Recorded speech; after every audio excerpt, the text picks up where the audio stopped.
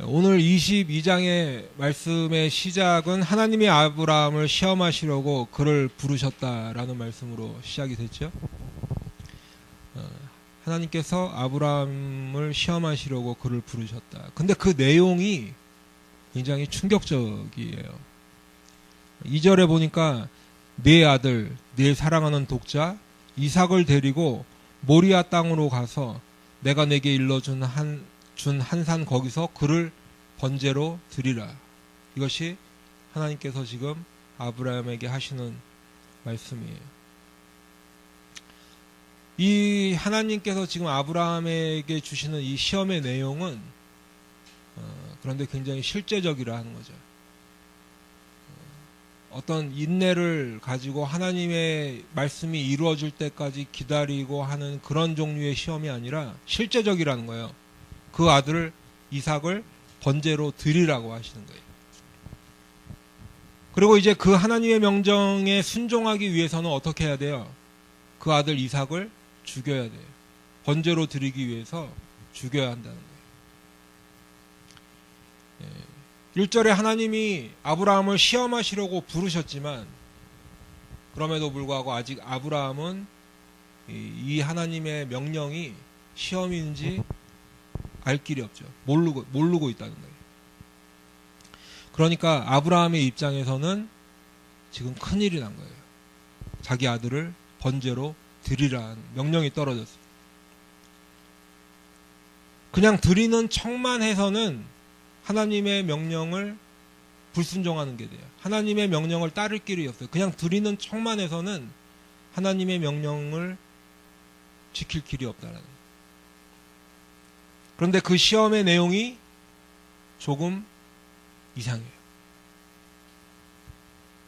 이전까지 내가 알던 하나님의 명령과는 거리감이 있어요. 이전까지 내가 알던 하나님이 내리실 만한 명령이 아닌 것처럼 들려요. 아들을 번제로 드리라, 아들을 죽여서 번제로 드리라 하는 이 내용은 사실 이방 민족에게서나 볼 수 있는 아주 고약한 풍속이었어요. 하나님께서도 금하셨어요. 그런데 그 내용을 하나님이 지금 요구하고 계시다라는 거죠. 뿐만 아니라 그 아들 이삭이 어떤 아들이에요? 이삭은 하나님의 약속으로 하나님께서 아브라함에게 주신 아들이에요. 아브라함이 100세나 되어서 받은 아주 귀한 아들이었어요. 창세기 12장 1절에서부터 보면 하나님께서는 아브라함을 부르시면서 내가 너로 큰 민족을 이루게 할 것이다. 그리고 땅의 모든 족속이 너로 말미암아 복을 얻을 것이다 라고 말씀하셨어요. 약속을 주셨어요. 근데 지금 뭐라고 그러신다고요? 오늘 본문에 보면 내 아들 이삭을 번제로 드리라 하세요. 창세기 15장 2절에서도 보면 아브라함이 나의 상속자는 이 다메섹 사람 엘리에셀이면 족하겠나이다 했더니 하나님께서 뭐라고 그러셨어요? 아니다. 내 몸에서 날 자가 내 상속자가 될 것이다.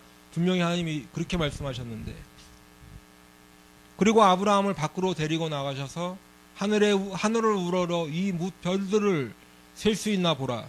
또 그에게 이르시되 내 자손이 이와 같으리라 하셨어요. 그리고 아브라함이 여호와를 믿으니 여호와께서 이를 그의 의로 여기셨다 기록되어 있었어요. 그뿐만이 아니에요. 하갈을 통해서 이스마엘을 낳은 후에는 아브라함이 이스마엘이나 하나님 앞에 살기를 원하나이나 했었어요. 그때도 하나님께서는 아니라 내 아내 사라가 내게 아들을 낳으리니 너는 그 이름을 이삭이라 하라고 분명히 말씀해 주셨어요. 내가 그와 내 언약을 세우리니 그의 후손에게 영원한 언약이 되리라. 분명히 하나님께서 이렇게 말씀하셨다는 거예요.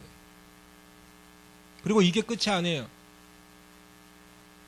오늘 22장을 저희가 보고 있지만 바로 앞장인 21장에서도 하나님께서는 이스마엘을 내쫓으라 하셨어요.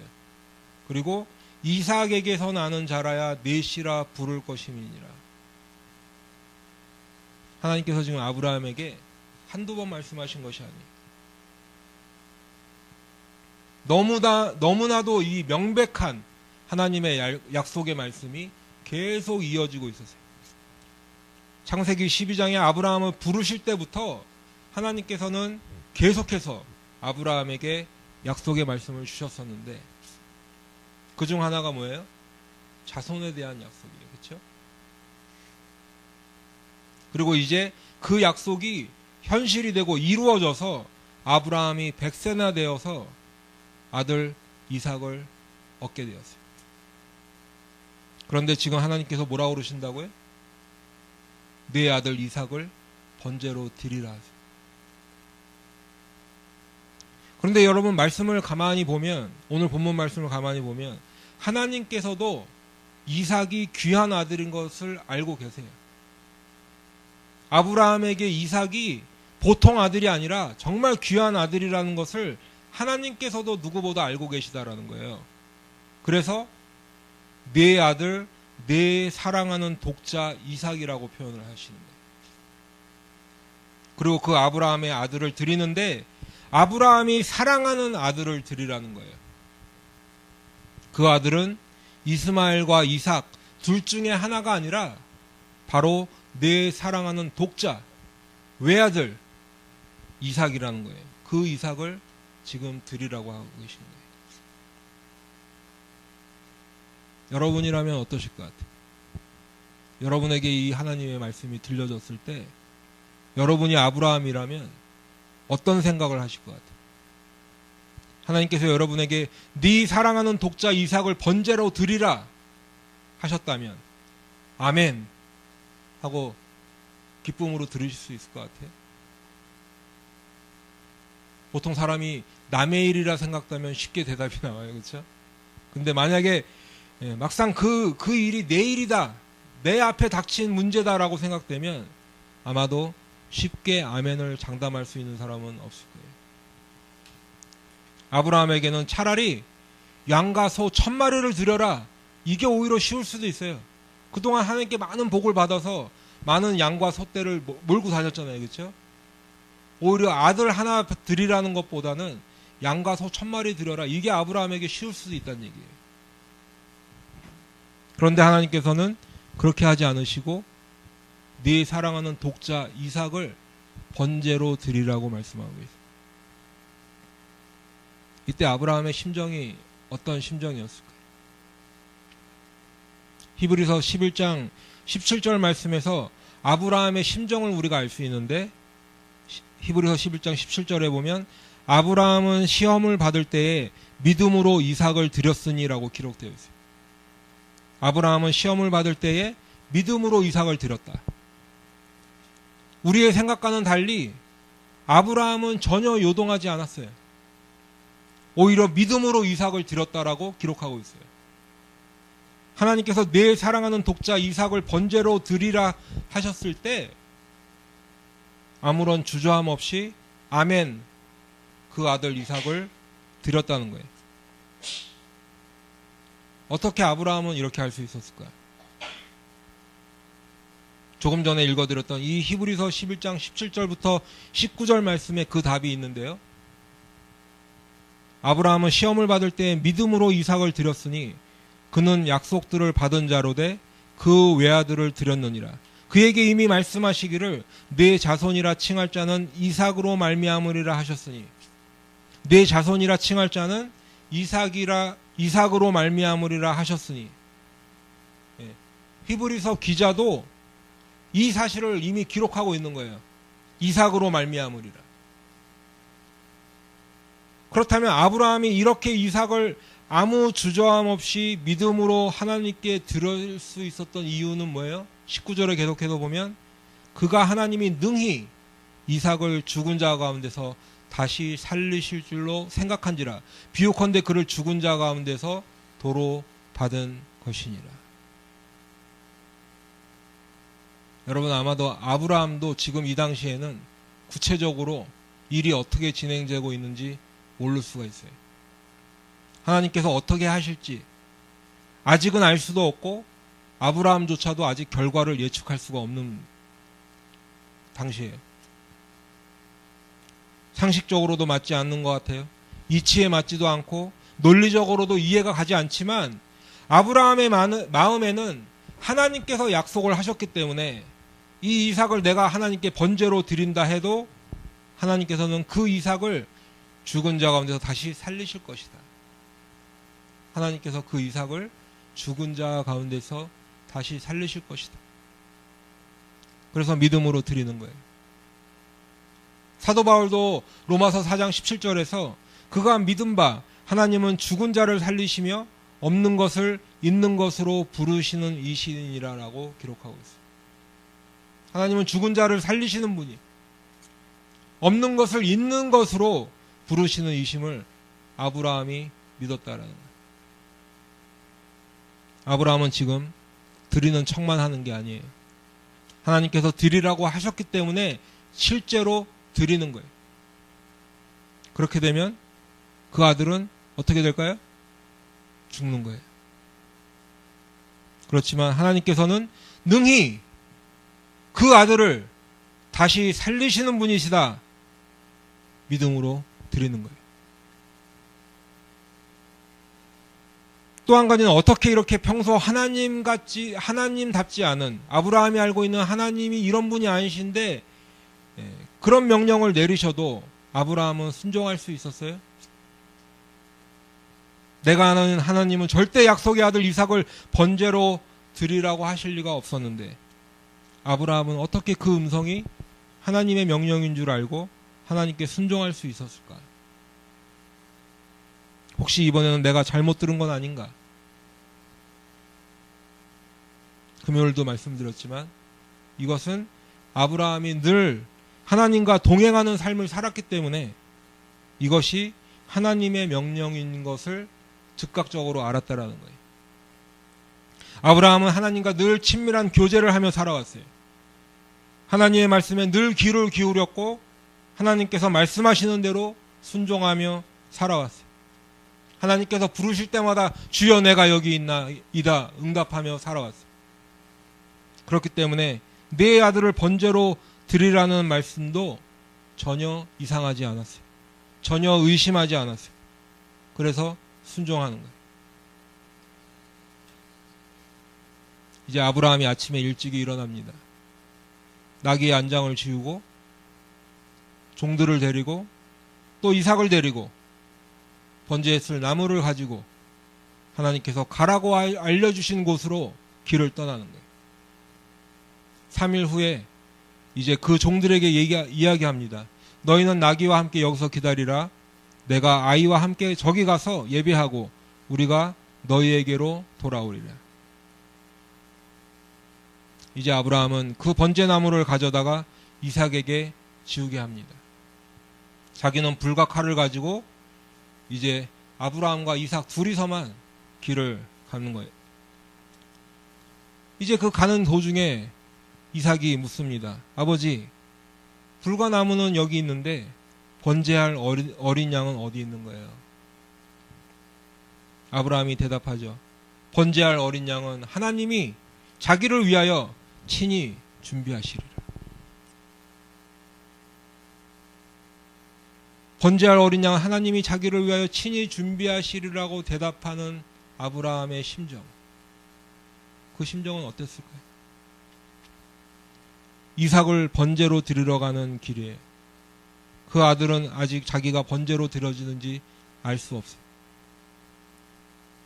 그래서 아브라함은 그 대답을 이렇게 하는 거예요. 번제할 어린 양은 하나님이 자기를 위하여 친히 준비하시리라. 여러분, 아무리 믿음으로 이 아들을 드린다 해도 아버지, 번제할 어린 양은 어디 있는 거예요? 묻는 아들에게 만약에 제가 아브라함이라면 번제할 어린 양은 하나님이 친히 준비해 주실 거야 라고 쉽게 대답하지 못했을 것 같아요. 이제 아브라함과 이삭은 하나님께서 알려주신 그곳에 도착했어요. 아브라함이 그곳에 도착하자마자 제단을 쌓습니다. 나무를 벌어놓고요. 이제 그 아들 이삭을 결박하는 거예요. 그리고는 그 이삭을 제단 위에 올려놓습니다. 그리고는 지체하지 않고 손을 내밀어 칼을 잡았어요. 그리고 그 아들 이삭을 잡으려고 손을 높이 들고 칼을 내려치려고 하는 그 순간 그 아들 이삭을 죽이려고 하는 그 순간에 아브라함아, 아브라함아, 여호와의 사자가 하늘에서부터 아브라함을 부르시는 거예요. 그 아이에게 손을 대지 마라. 그에게 아무 일도 하지 마라. 내가 내 아들 내 독자까지도 내게 아끼지 아니하였으니 내가 이제야 내가 하나님을 경외하는 줄 아노라. 여호와의 사자가 아브라함을 중단시키셨어요. 아주 이 하나님의 명령의 마지막 순간에 여호와의 사자가 아브라함이 이삭을 죽이려는 것을 중단시키셨어요. 그리고는 이 시험에 대해 합격 인증을 해주시는 거예요. 내가 내 아들 내 독자까지도 내게 아끼지 아니하였으니 내가 이제야 내가 하나님을 경외하는 줄을 아노라. 여러분들도 여러분의 인생의 순간에 어떤 순간에 하나님의 시험을 통과하셨던 기억들이 있으실까요? 도무지 이해가 되지 않는 시험이었어요. 이게 하나님의 뜻이 맞는가 의문이 드는 시험이었어요. 내가 감당하기에는 너무 벅차 보이는 시험이었어요. 내게는 너무 버거워 보이는 시험이었는데 그래도 믿음으로 묵묵히 하나님의 말씀에 순종했더니 어느 날 하나님께서 합격. 내가 이제야 내가 하나님을 경외하는 줄을 아노라. 들려주시던 그때 기억하시죠? 만일 그런 경험이 아직 없더라도 걱정하실 거 없어요.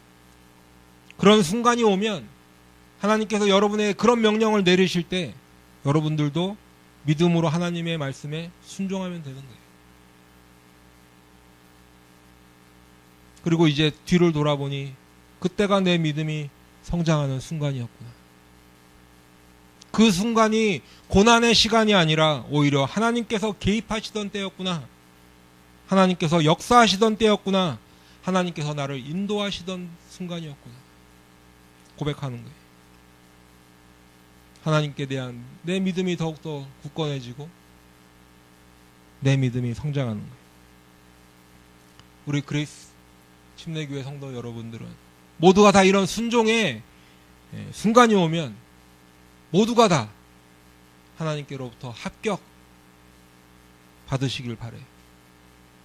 하나님의 명령 앞에 믿음의 순종을 하여서 내가 이제야 내가 하나님을 경외하는 줄을 아노라. 하나님의 합격 통보를 다 받으시기를 축원합니다. 그게 축복이에요. 그게 신앙생활하는 기쁨이에요. 이제 아브라함이 주위를 돌아보니까 뿌리 수풀에 걸려있는 숫양 한 마리를 발견하게 되었어요. 그리고 그 순양으로 자기의 아들을 대신하여 이삭을 대신하여 번제로 드렸어요. 그리고 그것의 이름을 여호와 이레, 하나님께서 준비하신다는 이름으로 불렀어요.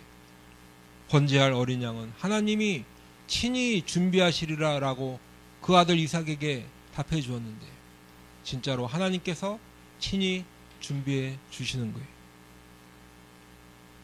여러분, 오늘 이 본문의 말씀은 분명히 아브라함이 받은 시험과 그리고 믿음으로 순종한 말씀이 주된 내용이에요. 그렇죠? 그런데 우리는 이 말씀을 통해서 예수님을 만날 수 있어야 돼요. 더 구체적으로 말씀을 드리면 우리의 죄를 위해서 십자가에서 죽으시고 죽음에서 부활하신 그 예수님, 그분을 만날 수 있어야 돼요.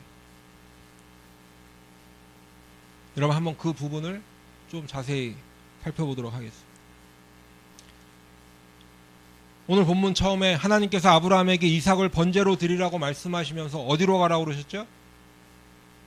2절에 모리아 땅에 있는 한 산으로 가라고 그랬어요. 그렇죠? 그러면 여러분 이 모리아 땅이라는 곳은 어디예요? 이 모리아 땅이라는 곳은 지금 우리가 알고 있는 예루살렘이에요. 아브라함은 브엘세바에서 지금 이 모리아 땅, 예루살렘, 물론 이 아브라함의 시대에는 예루살렘이 아니었지만 그 모리아 땅으로 50마일이 넘는 길을 떠나서 가는 거예요. 그리고 역대하 3장 1절에 보면 이 모리아 산에 대한 설명이 나오는데, 역대하 3장 1절에 솔로몬이 예루살렘 모리아 산에 여호와의 전 건축하기를 시작하니 그곳은 전에 여호와께서 그의 아버지 다윗에게 나타나신 곳이요 여부스 사람 오르난의 타작마당에 다윗이 정한 곳이라. 이 모리아 땅이 어떤 곳이라고요? 솔로몬이 성전을 건축한 곳이. 이 모리아 땅은 하나님께서 다윗에게 나타나신 곳이에요. 이 모리아 땅은 다윗이 오르난에게서 산 타작마당이 있는 곳이에요. 그리고 이 타작마당에서 다윗이 하나님께 제단을 쌓은 곳이에요. 하나님께서 아브라함에게 이 모리아 땅에 있는 산으로 가서 그 아들 이삭을 드리라고 하셨어요. 그리고 많은 성경학자들이 말하는 것에 의하면 이곳은, 이 모리아 땅은 우리 예수님께서 십자가에 달려 죽으신 곳이에요. 세상 죄를 지고 가는 어린 양으로 죽으신 장소예요. 단번에 드려지는 희생제물로 돌아가신 그 장소에 우리를 대신해서, 우리를 죄에서 구하시려고 십자가를 지신 그곳이에요. 그곳으로 하나님께서는 아브라함을 보내셨어요. 왜 보내셨어요? 그 아들 이삭을 번제로 드리라고요. 또 한 가지는 이때가 이삭의 나이가 대략 15세에서 20세 정도 된다고 말씀드렸었죠. 아브라함의 나이는 대략 115세에서 120세 정도가 되었을 것으로 성경학자들이 추측하고 있습니다. 그러면 이삭이 아브라함을 오히려 힘으로 이길 수 있었어요. 한창 15세, 20세 힘 좋은 이 청년이 100세 넘은 노인을 이길 수 없었겠어요? 그렇죠? 그런데 아브라함이 이삭을 결박할 때 이삭은 전혀 저항하지 않았어요.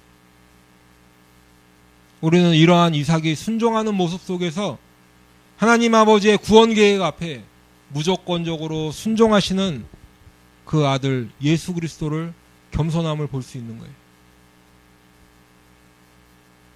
여러분, 이 모든 것들이 그냥 우연으로 보이세요? 저는 그렇게 생각하지 않아요. 하나님께서 이 모리아 산으로 아브라함을 보내신 것이 그냥 우연처럼 보이시나요? 이삭이 그 아버지 아브라함에게 순종하는 이 모습이 그냥 우연의 모습일까요?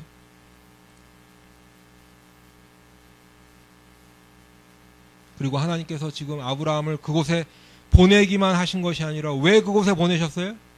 그 아들을 번제로 드리라고요.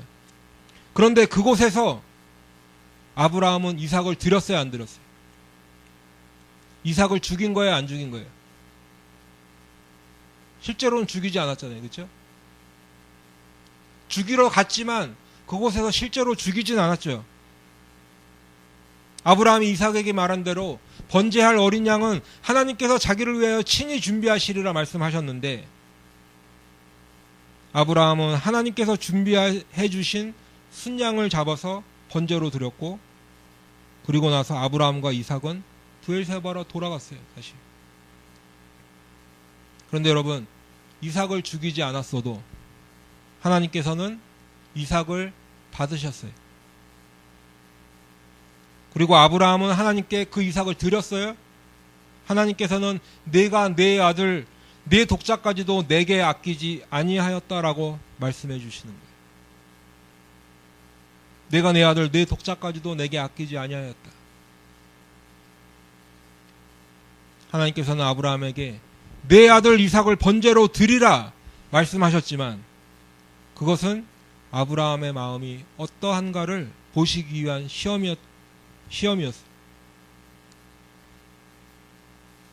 그리고 하나님께서는 아브라함에게 약속하신 그 아들 이삭을 아껴주셨어요. 그 아이에게 내 손을 대지 말라. 그에게 아무 일도 하지 말라.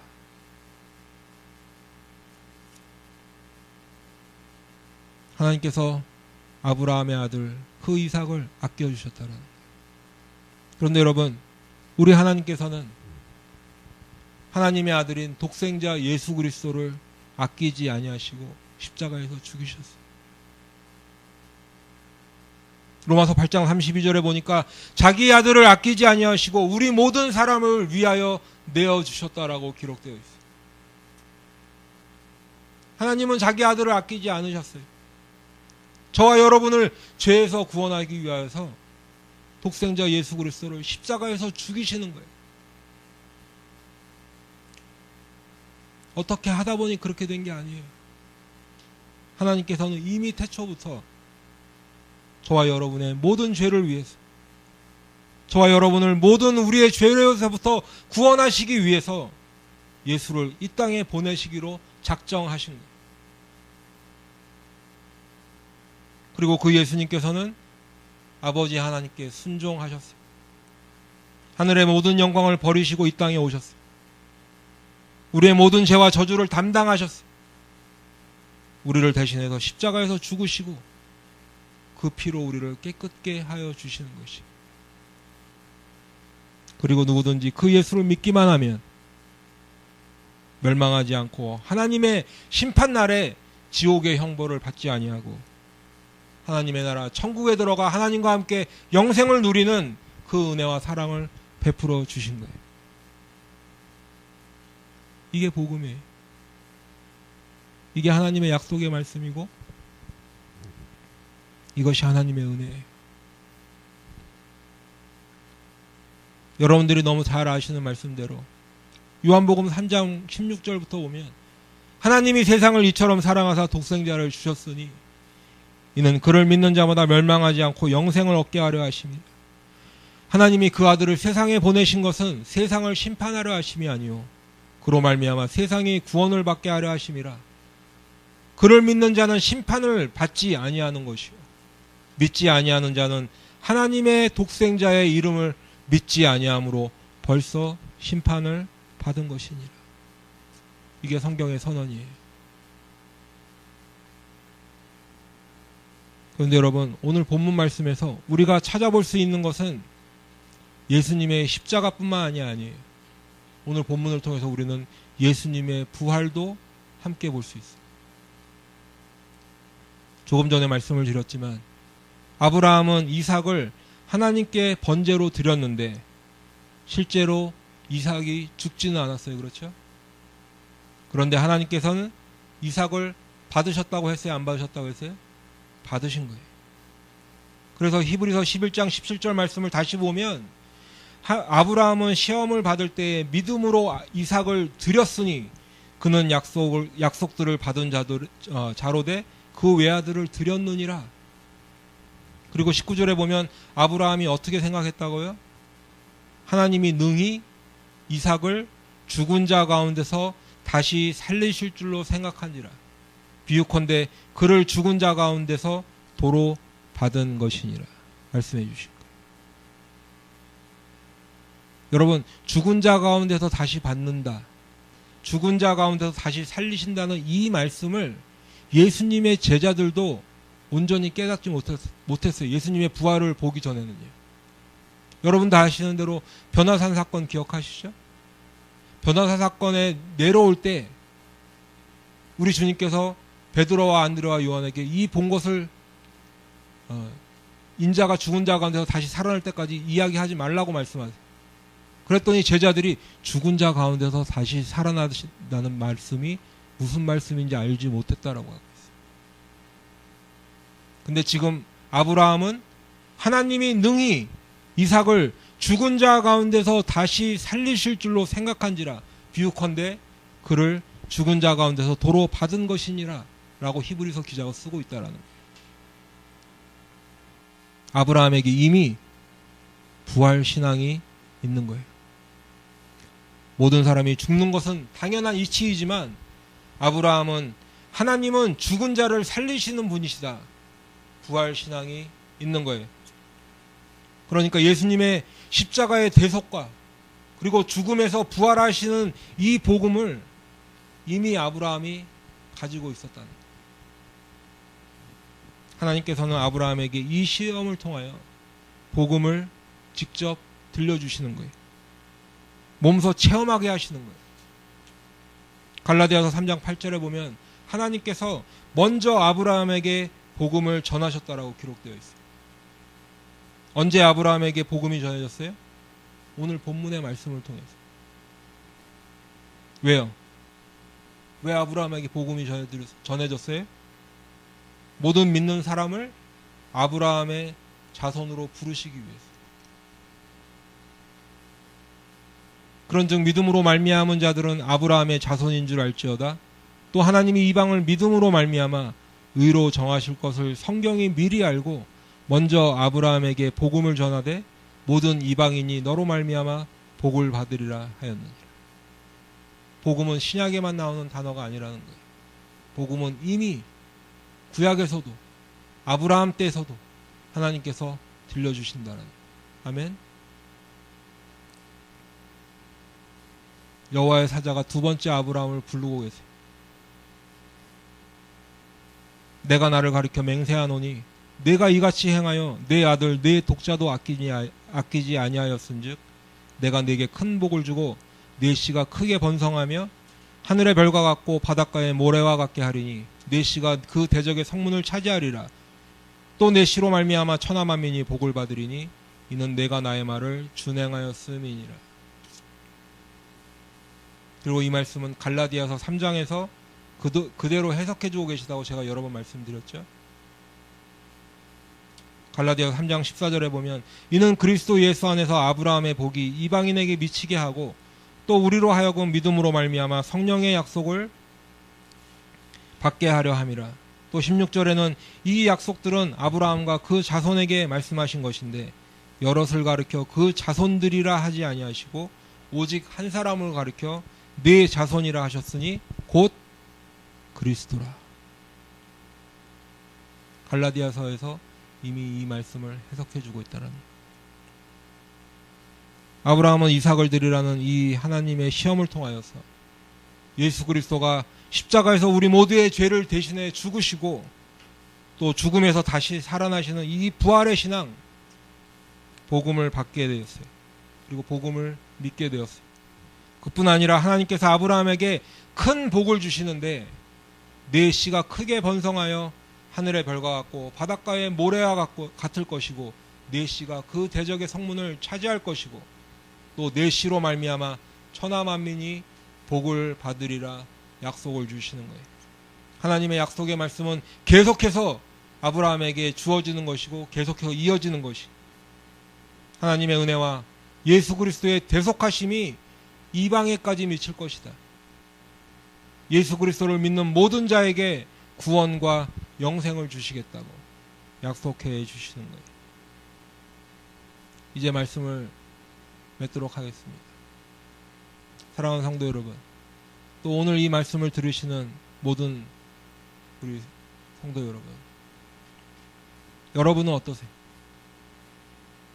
예수님이 여러분에게 어떤 분이세요? 그저 훌륭한 선생이에요? 아니면 현자예요? 아니면 여러분의 구원자이십니까? 우리는 신앙생활을 한다고 하고 교회도 다니고 여러 가지 활동도 하고 하지만 사실 예수님에게는 그다지 관심이 없어요. 물론 다 예수를 믿는다고 말은 합니다. 하나님께 우리가 예수를 믿는다고 말은 하는데 그런데 사람들의 관심은 세상에 있어요. 내가 잘 먹고 잘 사는 것에 관심이 있어요. 어떻게 하면 성공할까? 어떻게 하면 출세할까? 어떻게 하면 내가 이 세상에서 좀 여유 있는 삶을 살 수 있을까? 그거에 관심이 있다는 거예요. 어떤 사람은 하나님께 관심이 있다고 말하고 예수를 믿는다고 고백도 하는데 사실 그 하나님이 또는 그 예수님이 언제 나를 좀 도와주시려나? 내 문제를 언제쯤 좀 해결해 주실 건가? 이런 것에 더 관심이 있다는 예수님 자체에 관심이 있는 것이 아니라 도대체 하나님은 나를 언제 좀 도와주실 건가? 그러나 우리 주님께서는 여러분의 영혼을 살리는 것에 더 관심이 있어요. 여러분은 살리는 데 관심이 있으신 분이. 우리를 하나님의 백성으로 삼으시고 하나님께서 우리의 하나님 되어주시는 그것에 더 관심이 있으신 하나님이신 줄 믿으시기 바랍니다. 여러분, 그렇다고 하나님께서 우리의 인생에 전혀 개입하지 않으시고 그런 분이라는 말씀이 아니에요. 하나님은 우리가 그저 그냥 늘 가난하게 살고 병들어 살고 그런 것들 구하지 말라고 하시 그런 말씀을 드리려는 것이 아니에요. 제 말씀도 그런 기도하지 말라는 것이 아니라 여러분의 관심이 어디에 있냐는 거예요. 우리의 관심이 우리 주님께 얼마나 있는가, 그 질문을 드리는 거예요. 우리의 관심이 하나님께 영광을 돌리는 것에 있어요? 십자가와 부활과 구원과 영생에 관심이 있으십니까? 다시 여쭤볼게요. 여러분은 예수님을 구원자로 믿으십니까? 여러분은 예수님을 구세주로 믿으세요? 아멘. 예수님의 십자가와 부활, 그 복음이 여러분들 심령 속에 꼭 믿어지시길 축원합니다. 제가 바라는 게 하나 있어요. 그것은 우리 사랑하는 우리 그레이스 성도 모두가 다 한 사람도 빠지지 않고 그 예수님을 나의 구원자, 나의 구세주로 만나시길 바래요. 입술의 고백뿐만 아니라 내 삶을 통하여서 진정한 고백이 되어지길 바랍니다. 예수님을 그저 성경에 나오는 인물로 알기만, 머릿속으로만 아는 것이 아니라 나의 구원자, 나의 구원자로 믿으시길 바래요. 인격적으로 하나님을 만나셔야 돼요. 물과 성령으로 거듭나는 우리 모두가 되어야 될 줄로 믿습니다. 그래서 하나님께서 베풀어 주시는 그 구원의 은혜, 하나님께서 베풀어 주시는 그 영생의 복을 다 소유하는 저와 여러분, 우리 사랑하는 그레이스 교회 성도 여러분 한 사람 한 사람 다 되시기를 예수님의 이름으로 축원합니다. 기도하겠습니다.